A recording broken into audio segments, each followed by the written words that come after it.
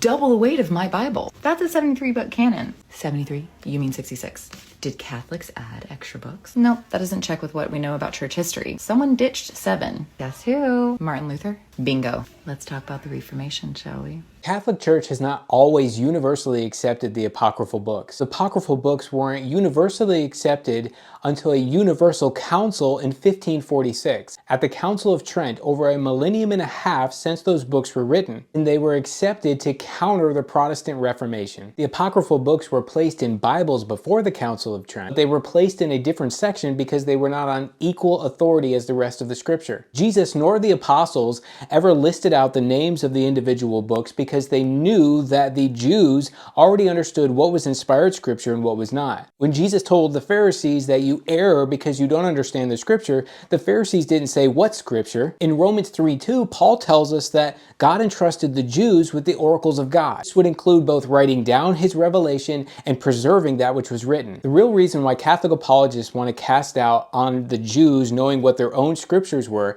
is because they want to have the authority to add scriptures to the Old Testament canon that were never held as inspired by the Jews. It's a lie to make the claim that the early church unanimously accepted the apocryphal books as divinely inspired. Athanasius, in his Festal letter, excludes the Apocrypha from the canon of scripture. Jerome, who translated the Latin Vulgate used by the Catholic Church, rejected the Apocrypha and believed that the Jews recognized and established the books of the Old Testament canon. Other early church fathers like Origen and Cyril of Jerusalem spoke out against the Apocrypha. You also have Josephus, a famous Jewish historian of the 1st century, who never stated the Apocrypha as canon. There are no clear, definite New Testament quotations from the Apocrypha by Jesus or any of the apostles. Jesus implicitly rejected the Apocrypha as scripture by referring to the entire accepted Jewish canon of scripture. He does this in Luke 11 and Matthew 23, verse 35. Abel was the first martyr of the Old Testament in the book of Genesis, and Zechariah was the last martyr in the book of Chronicles. The way the Hebrew canon was arranged, 2nd Chronicles was the last book. Obviously, Jesus knew of the Apocrypha